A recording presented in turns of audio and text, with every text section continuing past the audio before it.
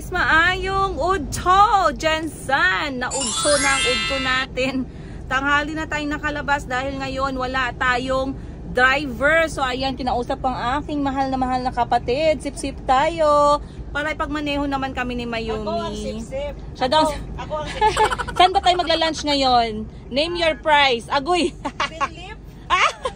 Greenleaf. Greenleaf. Sa Tagalog, pastilan. Pastilan lang pala guys. Greenleaf sa Tagalog, dahon ng saging, pasti lang ang hanap niya. Anyway, lumabas akong early ngayon kasi ngayon ang to-do list ko ay mag-canvas ng aming maliit na sakayan or sasakyan naming mag-iina. Nakita nyo naman yung ginagamit namin ay sasakyan ng aming nanay.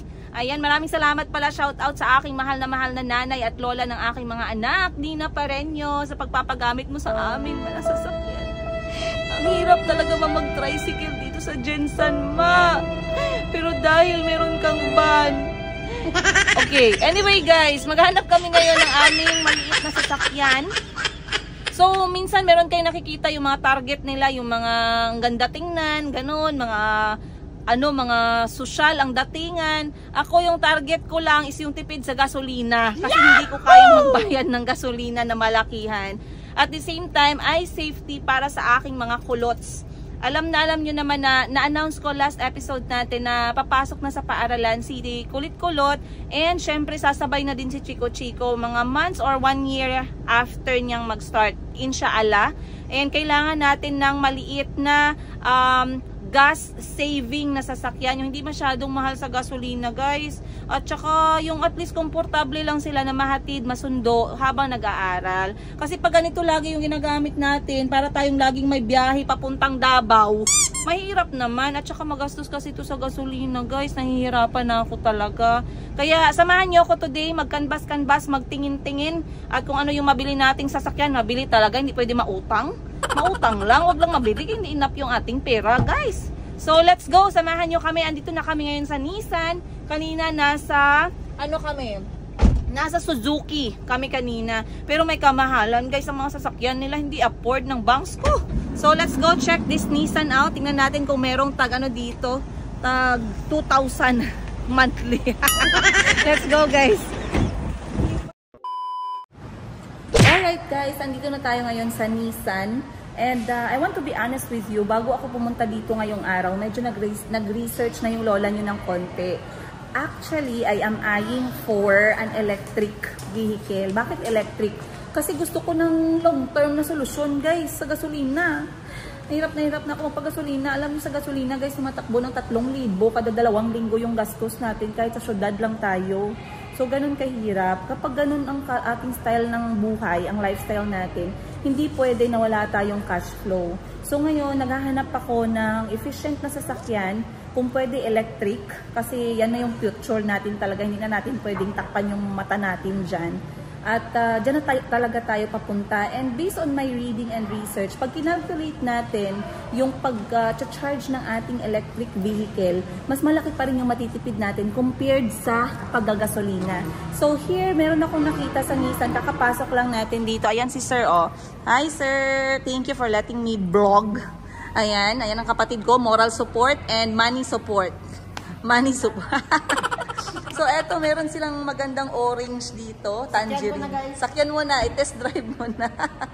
Na eto pala guys ay e-car. Bago lang to, sir? Kailan lang dumating? Last year lang. Last year? Anong tawag sa model na to?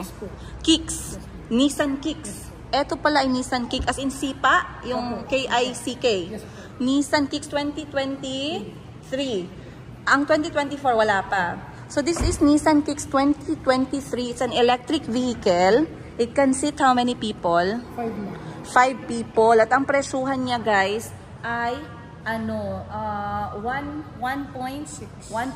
thousand. Sorry, 1.6 million. 1.6 thousand. So medyo interested ako dito. Ito lang ba yung EV ninyo? Yes ma'am. For the meantime, hybrid. Ano ibig sabihin pag hybrid? Sir, i-explain mo lang sir sa pinakasimple na paraan. Kaya parang medyo mahina ako makaintindi ng English sa sasakyan. Ang perception kasi ng mga tao ma'am, pag sinabing electric is charge katulad ng Tesla, But Yes. since nasa Pilipinas tayo, wala pa tayong charging station or charging ports for full electric vehicles. So, yung ginawa ni Nissan, gumawa sila ng car na hybrid. So, ang nag-charge dito is gasoline itself. So, full electric drive, battery ang nagpapatakbo, pero yung gasoline yung nag-charge sa battery. Gasoline pala ang nag-charge sa battery. So, how will it help me when it comes to my concern pagdating sa gasolina? Kasi ang concern ko talaga is gasolina. Napapagod na ako, sir. Ubos na yung pera ko sa gasolina. How does it help me Ma'am, itong solve my problem? 23 to 25 kilometers per liter. Wow. So, ang purpose lang ng gasoline is to charge the battery itself. Pero battery nagpapatakbo. Alright. So, there's no... Sa imagination ko right now, I'm thinking na para siyang cellphone na i-charge yung electricity. Hindi. po. Kailangan siyang lagyan ng gasolina. Ilang litro ng gasolina, sir? Depende sa inyo, ma'am. Depende. Pero yung gasolina na yan yung nag-charge ng battery Yes, ng po. sasakyan. Ngayon yung isang, ano sabi mo, sir, ilang kilometer ulit? 23 to 25. 23 to 25 kilometers Per liter. per liter. Pero depende sa driving habit, ma'am. What do you mean driving habit? Kung kusog ang padagan, ma'am, kusog po siya magkakasin. So, according sa explanation ni sir right now, 1 liter supposedly can run as 20 to 23 to 25 kilometers. Gano'ng kalayo yan when it comes to here, sa Jensen hanggang saan yan? Jensen? Mabuhay Primeland to Airport. That is Approximately. 1 liter. Approximately. Normally, pag wala siyang EV, pag gasolina lang, ilang litro ng gasolina from Mabuhay to the airport?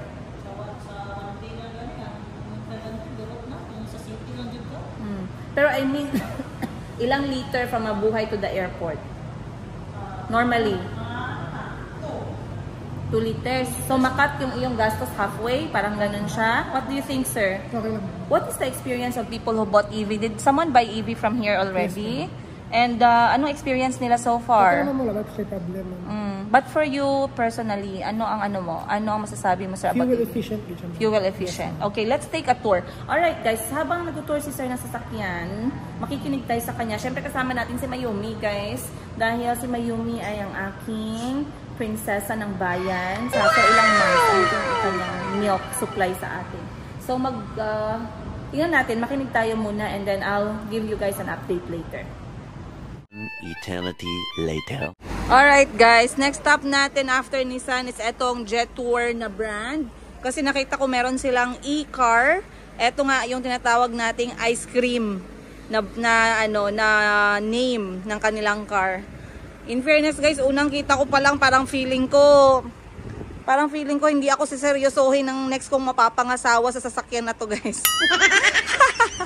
Hindi joke lang. I mean, hindi ako siseryosohin pag naniningil ako ng utang kapag yan yung sinakyan natin guys. Tingnan nyo naman, sobrang cute pala nito sa personal. Nakita ko na siya sa YouTube tsaka sa Facebook. Kasi ang nag-advertise niyan ang Kramer family. Sobrang liit. Mas mataas pa yata ako dito eh. Pag si Kuya Kahil lumaki, hindi na siya kasya dyan. Okay. Ang cute din ng color niya. I love the color. So, pasok tayo sa loob. Check natin ang kanilang offer. Alright guys, andito na naman tayo ngayon sa another option. This is Jetour, ano nga? Dashing. So ang anong unique sa Dasher? Sa Jetour Dashing guys, is para siyang sasakyan in the future. Parang nasa movie, futuristic siya dahil wala na akong nakitang botones guys. Kita nyo naman, ganito pala yung Jetour na brand, At ang presyo naman nito ay 1.1. Akala ko sasabihin ni Kuya, 1.4. So, siya na pati ang price niya guys, naka-point. so ngayon, ang ating maganda dito, meron siyang sunroof. Sige nga Kuya, voice command to guys, para kang papasok sa toilet at sasabihin mo, toilet, open the lights. Eto naman, Jetour. Try natin. Pwede? Hello Jetour. Close sunroof. Ayun. Wow! Goodness me, guys. Pwede na to pag tumakbo akong barangay captain. Ang tutsal naman ito, guys. Sobrang social. Speaking ka dito, guys, ng sasakyan. Pag Bisaya tayo, hindi tayo pwede magbili ng Jetour. Close window. Open pala. Naka-close na pala siya. Sabi ni Jetour, ano ka ba? Open windows. Wow! Wow guys, social. Para naman pala to sa akin kasi sa buhay tamad, pasok na pasok to guys. Mayroon tayong So wireless. dapat voice, nakaset na voice mo lang. Hindi ma'am, as long as sabihan mo lang siya ng Hey G-Tour, Hello G-Tour. Try ko ha. Hey Jetour, Sige, sige. close the window. Sige, isa pa. Hey Jetour, Ayan, ito na lang. Sige. close the window. Ba? Uy, bongga. Ayan. Sobrang May wireless charger din siya. Okay. Cooler. If ever gusto mo mapabog na o Drinks. tubig. Oh, drinks. Dara. Meron siyang cooler, meron siyang portable, Na siya yung wireless charger, na siya yung USB type. wireless. Oh, wireless. It means you just put your phone down there Try mo man. and it will charge. Let's try with our phone, guys. Dito man. What? OMG! Nag-charge siya. Wow, grabe no. Car of the future pala talaga. Dito sa Jensen, anong car ang nagpapantay sa jet tour dashing? Competitor ma'am. Oo. Territory. Territory ng anong brand yon? Ford. Oh, Ford Territory. It's also like this. Wala nang button. Actually meron sila. Pero magkano ang price ng Territory? Same lang ata ma'am. Nasa 1.4 din siya. So ano? Pero sa space wise, ang lamang is maluwag siya sa loob. Yes. Futuristic yung design. Oo, Sa very underline. futuristic. Totoo yan. Then meron din po siyang panoramic sa ano. Aside Aside sa floating infotainment natin. Ang galing, no? And then, ang kanya mga seats ay naka-leather na. Leather na. Tapos heated and ventilated seat siya. What? Ibig What? sabihin, Heated and ventilated. ibig Ibig sabihin, pag malamig yung puwet mo, pwedeng painitin. Bagay na bagay sa ating mga single to, guys. Pag nilalamig tayo, mapainit na lang tayo sa ating sasakyan. Kasi wala naman maulog. aircon yan ma'am. Aircon. Ay, akala ko, nag-antay ba ako na mag-heated ang seat? Ito yung heated seat natin. Eh? Ito yung heated, ito yung ventilated. May cellophane kasi kaya Ay, hindi natin- ma-feel. Hala guys, ang galing pala nitong jet tour dashing kasi ang dami niyang mga features na nakakashook. Nashook ako dun sa may pampainit ng puwet. Parang hindi ko na-expect yon. And then, voice command na siya. Hindi ko alam kung sino sa inyo nanonood dito yung merong jet tour. Let me know what's your experience. At ano sa tingin ninyo guys? Karapat dapat ba siyang manalo sa ating trono? So ano pa ba? Ano pang maganda dito, sir? Pero naka-leather na yung seats Leather na niya. ma'am. And then, isa sa magandang niya ma'am is yung mating niya. Mating. Buy ng car na to, dashing. Anong free niya? Ever man nakukunin niyo siya all in 18,000 yung down payment. Meron ko yung free matting, free tint, free LTO registration for 3 years, chattel, and insurance. 1 year comprehensive insurance. 1 year comprehensive. Comprehensive is sasakyan ba or kasali yung kasali ang passenger at driver? Yes ma'am. Yes, ma'am. Kasali. Ang galing po talaga guys kasi yung kanyang camera merong 360, hindi 360 guys, mas malaki pa, 540. Sige nga, pakita natin sir, ayun, 540, kita nyo si Kuya doon, nagtabok-tabok lang, ayan. Pwede nyo din siyang i-wide.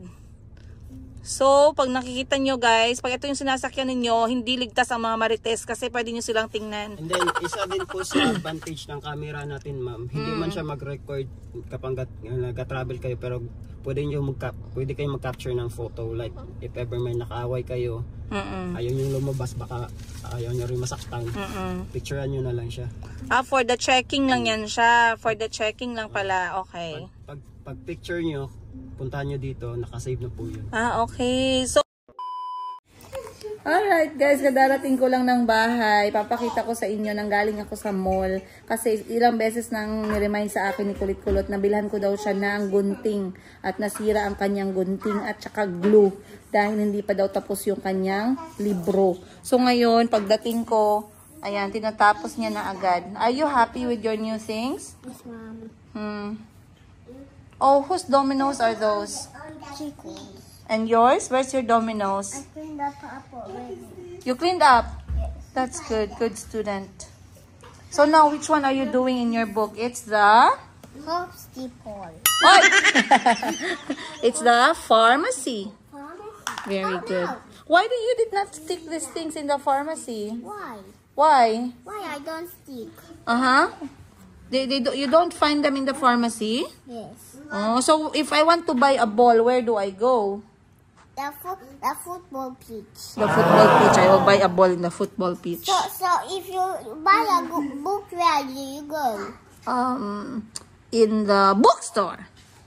Also, it's your turn.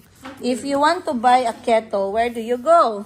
To the kettle store. A kettle store. A kettle store. Very good. Alright, continue. Yan guys, so nasanay na sila sunod-sunod na hindi namin pinapanood ng TV at walang gadget. Siguro mag ikalawang linggo ngayon. Kaya ayan, hindi na sila naghahanap.